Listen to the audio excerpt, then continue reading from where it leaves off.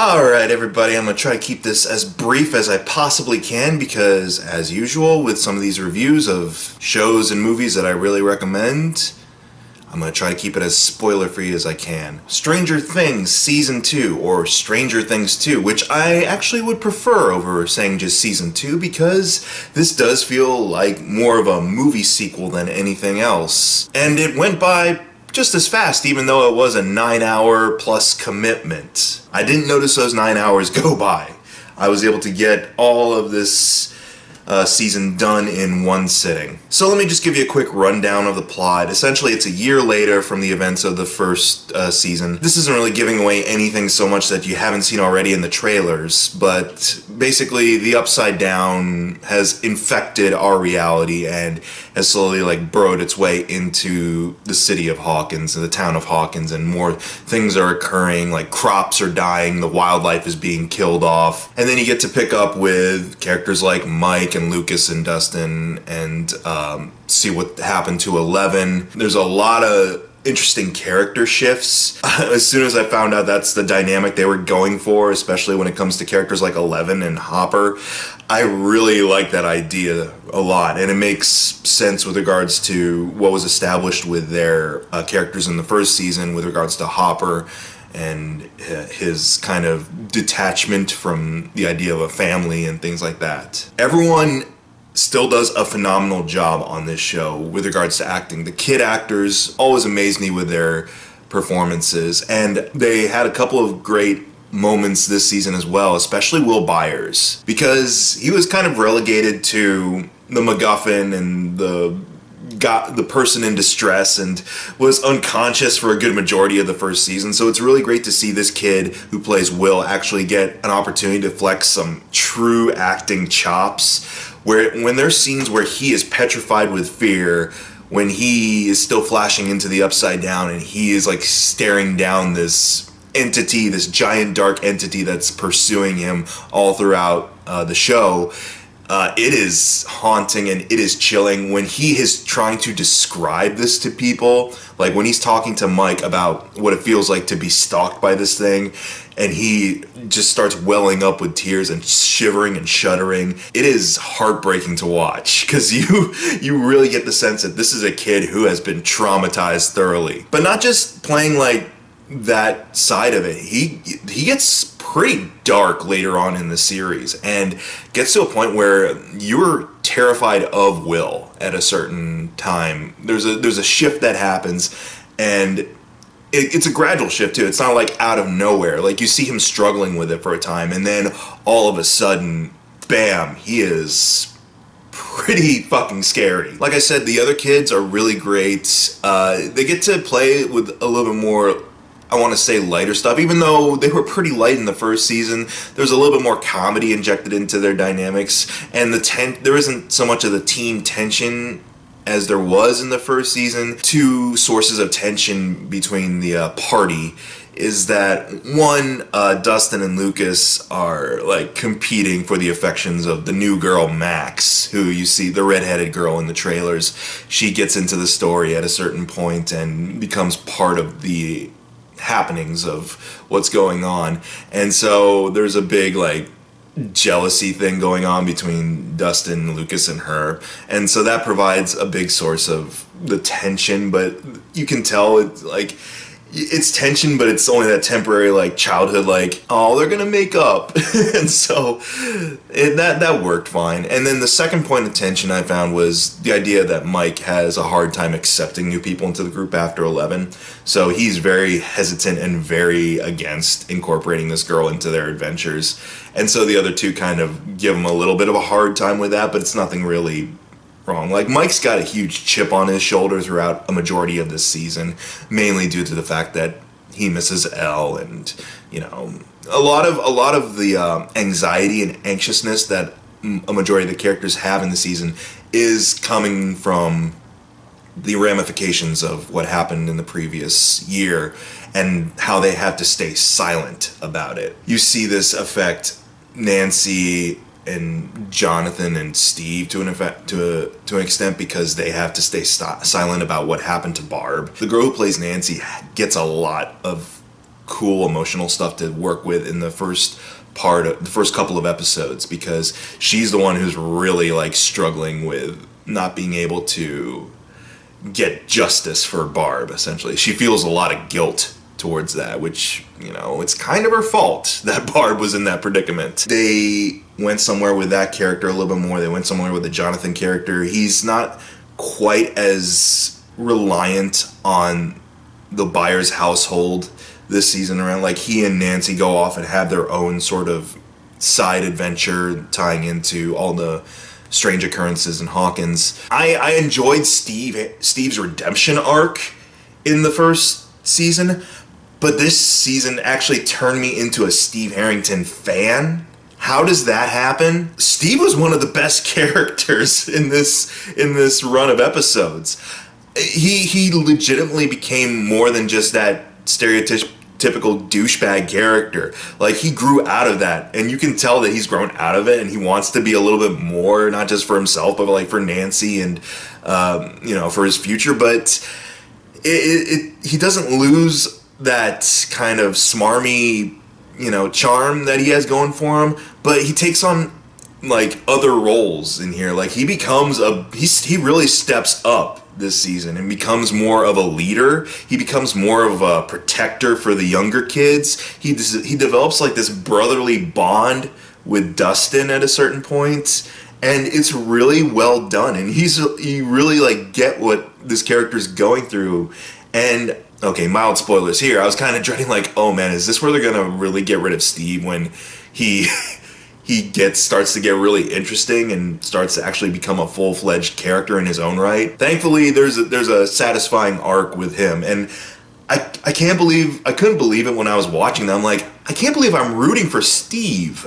But there you go. That's the great thing about Stranger Things, is it'll make you fans of characters that you didn't anticipate you'd be a fan of. Part of it might have to do with the incorporation of newer characters, such as I mentioned before, Max, the girl, and her stepbrother, Billy, who's played by the Red Ranger from the newest Power Rangers movie. He plays a thoroughly unlikable asshole in this entire show really well. Like, he's Steve 2.0, and that's kind of the role he takes on for himself.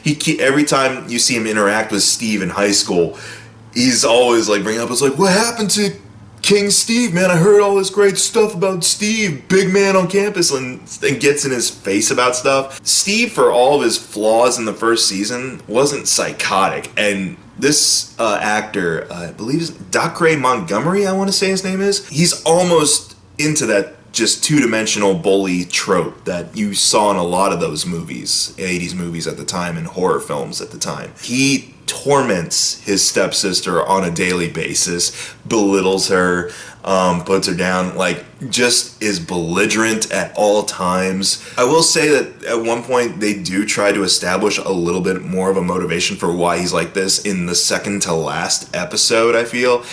And while I appreciate that, and the actor does a fine enough job with playing a more vulnerable side for a little bit, it felt like I could have used a little bit more of that earlier on this season, and I'll get to that as well, because that's one of the drawbacks of this season. It's not a deal breaker at all, but it's one of the circumstances that I was making note of. David Harbour's very solid as Hopper again. I like that he's given a little bit more to work with regards to a different dynamic with a certain character. He plays it very realistically, this kind of mentor role almost, and fatherly role. Winona Ryder does a really, really stand-up job this time around. I'm so glad that she has a lot more to do than just be hysterical. She did hysterical really well in the first season. Don't get me wrong, I really enjoyed what she had to do, but I'm glad that it's not one of those instances where a show will just reset a character to their default mode, even though you know logically the character should be a little bit more world-wise, or should be a little bit more experienced and a little bit more on top of things given what they went through previously.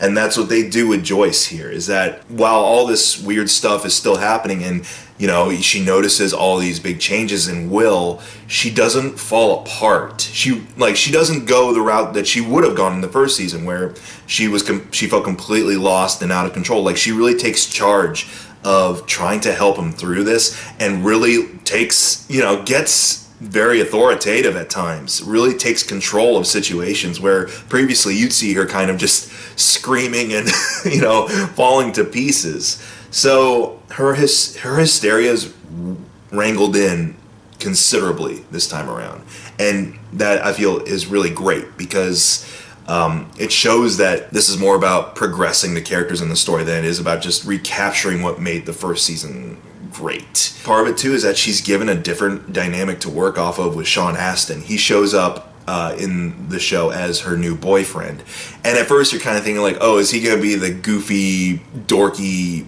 outsider who all this weird stuff is occurring around and he's gonna be kind of the skeptic, or they're gonna try to conceal all this stuff from him?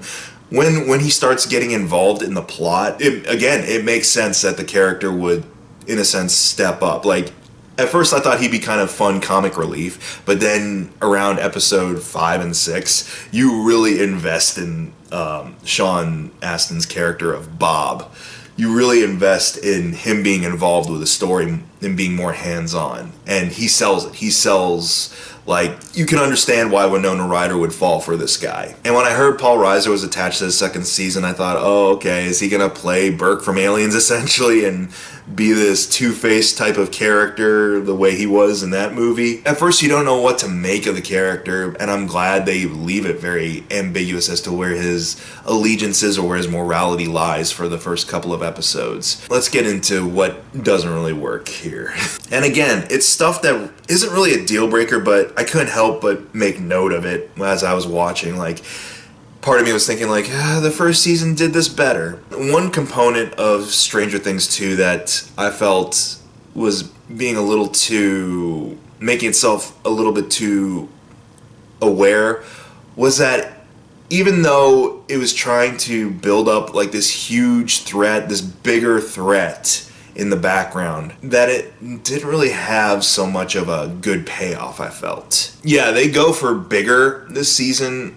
As you've seen in the promotional material, there's that big shadow entity thing that's sort of kind of explained. They up the creature factor considerably from last time. I didn't feel like it, just because they incorporated a lot more of that the stakes were any higher. It tries to go the route of, okay, this is now gone into full-fledged, like the world could be ending because of this scenario.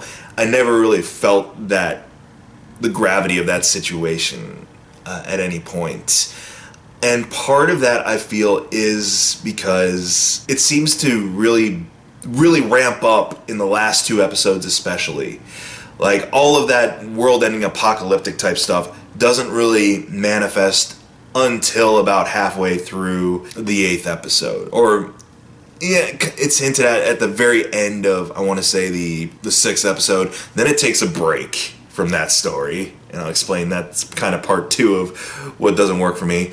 And then it picks up right again in 8, and then only halfway through the 8th episode are they like, oh crap, this could be the end of the world perhaps, and we got to do something. I could have done with it being laced throughout the whole season a little bit more than that. Like, some stuff I feel could have been brought to the forefront earlier, such as what happens with Will. It could have been perhaps taking place a little bit earlier on in the season than at the point where it did happen. There's certain subplots, one involving Dustin, that it is cool and different. I kind of could have used a little bit, let's say, less of that, perhaps, just because it did feel like, okay, well, we got to fill out this kind of ET quota that the show sometimes has, and it worked. The idea worked fine,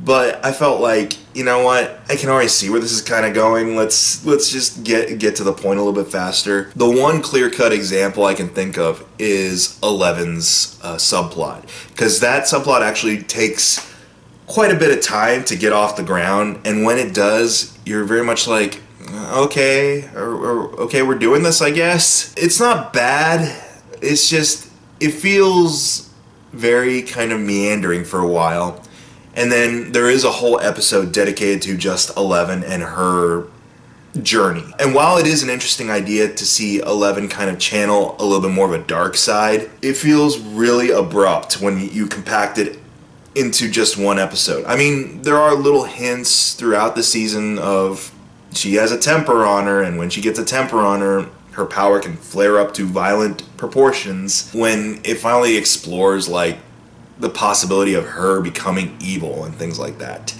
it's only in one episode, whereas it would have been kind of cool to see that branched out over more of the episodes. In other words, there's a certain point where for a majority of the season she's really on her own and doesn't really interact with a lot of the other cast members save for one instance. And then there's a point where she leaves Hawkins altogether in search of something. Again, when it comes to that episode where she has pretty much left Hawkins and is kind of taking a walk on the dark side, it feels like a complete season's story arc condensed down to 1 hour.